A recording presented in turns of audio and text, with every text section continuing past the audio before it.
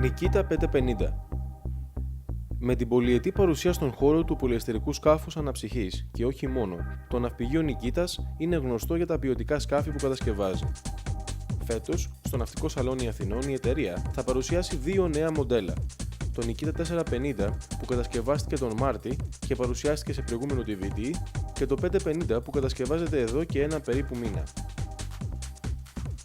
Πρόκειται για μια ταχύπλοη βάρκα που ξεχωρίζει για τη στιβαρή κατασκευή, τις ποιοτικές πρώτες ύλες, το φαρδί κατάστρωμα και την εξαιρετική πλεύση. Όσον αφορά μάλιστα την πλεύση, το ναυπηγείο έχει καταφέρει να συνδυάσει στοιχεία που συναντάμε σε σκάφη ταχύπλοα αλλά και πιο παραδοσιακά. Έτσι, αν προσέξουμε στη γάστρα, θα δούμε μια αρκετά βαθιά είσοδο στην πλώρη, διαμορφώνοντας καρενάκι που σβήνει λίγο πριν τον καθρέφτη. Αυτό είναι κοινό χαρακτηριστικό σε ξύλινα κυρίως σκάφη, αλλά και λέμβους και βοηθά στο να μην ξεσέρνει το σκάφος όταν είμαστε σταματημένοι. Στο σκάφος της δοκιμής είχε τοποθετηθεί ένας Mercury AFI 115 ύπων που αποτελεί μέγιστη υποδύναμη και βγάζει 39,1 μίλια την ώρα ή αλλιώς 34 κόμβους.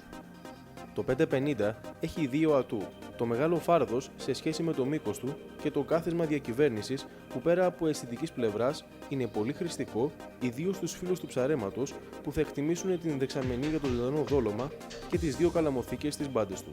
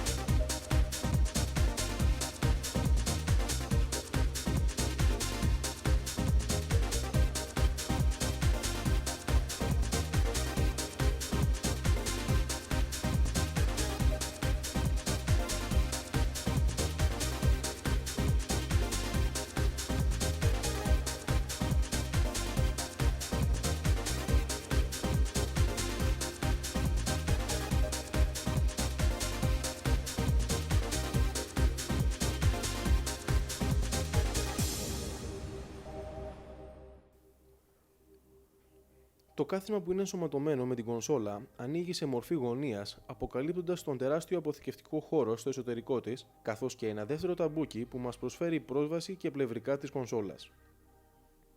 Είναι μάλιστα τόσο μεγάλο που μπορούμε να αφαιρέσουμε χωρίς δυσκολία το ανοξίδωτο ρεζερβουάρ καυσίμου 120 λίτρων που βρίσκεται κάτω από την κονσόλα. Στην πλώρη, το στρίτσο διαθέτει ιδιαίτερο σχήμα αφήνοντας χώρο για να τοποθετηθεί ηλεκτρικός εργάτης, ενώ τόσο το καπάκι του όσο και γύρω από αυτό υπάρχει αντιολισθητική επιφάνεια για την ασφαλή είσοδο στο σκάφος.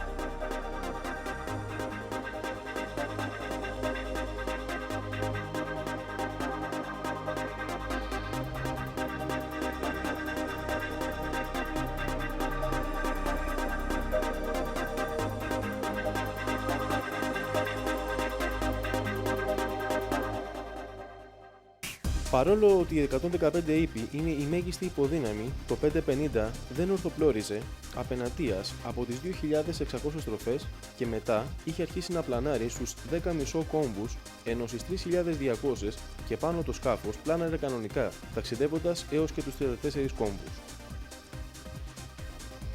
Σαν υπηρεσιακή ταχύτητα θα υπολογίσετε τους 22,2 κόμβους με 25, όπου ο κινητήρας δουλεύει ξεκούραστα, προσφέροντας άνετο και ξεκούραστο ταξίδι.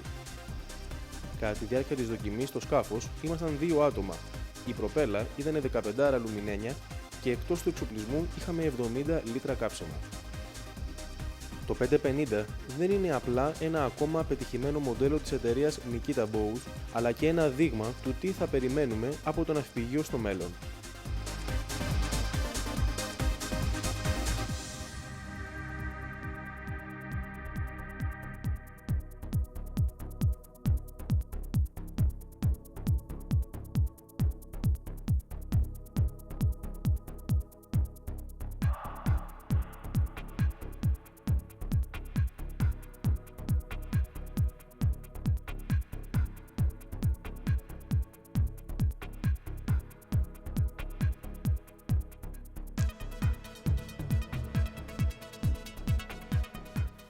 Τεχνικά χαρακτηριστικά.